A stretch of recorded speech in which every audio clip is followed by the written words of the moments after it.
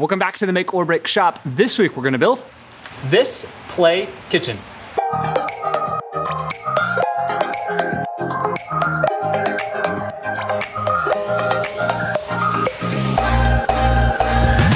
So if you haven't seen part 1 to the series, you can check it out right there. But basically we built the entire frame out of 3/4 inch plywood. I ripped it down from a big sheet and then pieced it all together. I actually have plans that are available for you guys if you want to check it out. That is right down below. And then I put together the drawers as well as the doors out of that same 3/4 inch plywood with some cheap hardware that I got from the big box store. But now I want to get into some of the fun stuff that I did to really make this thing come to life as a kitchen. All right, to start off, this is the Farmhouse Sink. We didn't use a special tool at all to make this. In fact, this is actually a really easy process to make a custom sink. I've seen a few people make this by using a serving tray for restaurants, but in my case, this was a really specific size I wanted to create. So I used this PVA foam that you can buy off of Amazon. It's got a texture on one side and it's smooth on the other. I think this is actually a play mat or like a yoga mat is what it's billed as, but this stuff is super easy to cut. You can shape it by heating it up and then you can glue it together. So the process for this guy was I put together the general form using that PVA foam.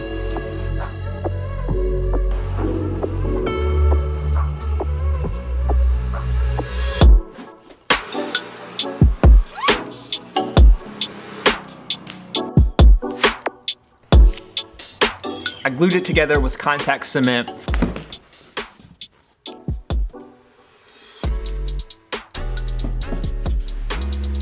So now that we've got the frame glued together, I'm going to be sanding this down, but before I do that, I want to fill in all of these cracks, like right there, like right there. I'm gonna be using some quick seal, and I'm getting all of this. There's some great prop makers online that use PVA foam. In fact, Punish Props is a great one. There's a link right up there if you wanna see this full process. They do it way better than I am doing. From what I saw, this is a good one to use because then you can go back and seal this thing, paint it, and you're good to go. And then you can come back with a Dremel tool or really even sandpaper or even a X-Acto knife and you can kind of shape it. So I kind of round it over the edges. We're gonna seal this and I'm gonna be using a heat gun to do this. So this is just going to seal those open pores. And like I said, because that texture is on one side, what I did is I doubled up the front as well as these sides. So then when it's attached, all of that texture shape is actually hidden. And the next step is I wanna make this harder as well as smooth. There are a bunch of different ways that you can finish this, but in my case, I'm gonna be using Epsilon Pro. Comes in 2 parts. And so in order to mix this, you can actually mix this by volume instead of by weight.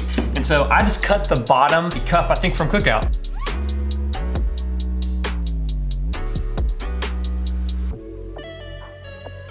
Basically an epoxy that you coat over this. This is the second one that I built. The first one, I put it on way too thick. You can see that here. And you can see there are quite a few drips that are coming down.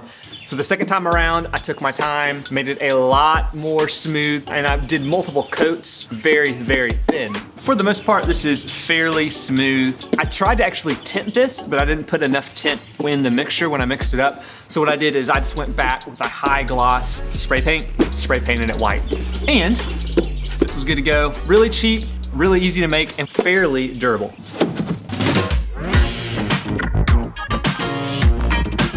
So now let's talk about all this clear acrylic that I used.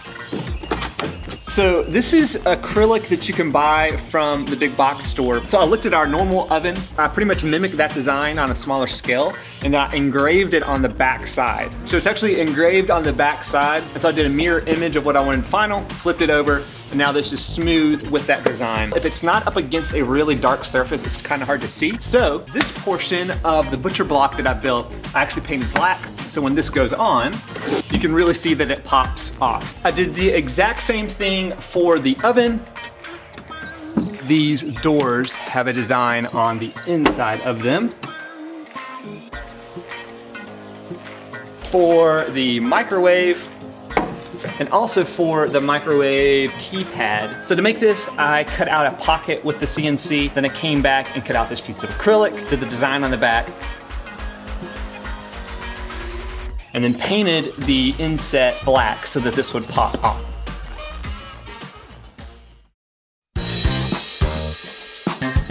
for all of the things that I added to this, these knobs were my favorite. So for the back part, I used acrylic, but what I found is even if I just painted the back of it black, it wasn't giving me enough definition for whatever reason. So what I actually did is once I engraved it on the back side, I spray painted it white, sanded it off. So all that was left was the white inside of the actual engraved part.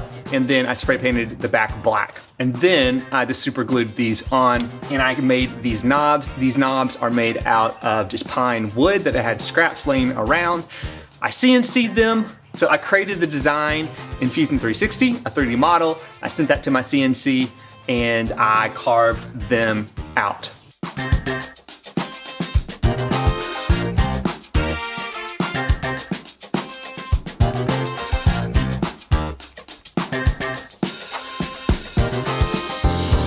They are just attached with some bolts from the back side. I drilled out the hole, screwed it in, and now these can spin around.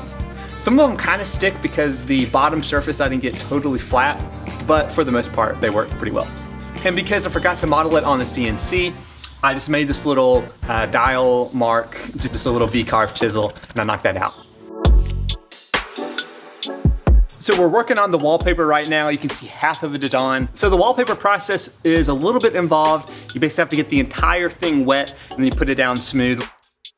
So attaching the faucet was pretty easy. Again, this faucet I've linked down below. So to attach this, what I did is I actually split the butcher block section. So where this is black, this is a different section that I cut out. What that let me do is I could take this other section to the drill press. I used the template that this came with and I cut out the holes so this would drop down in.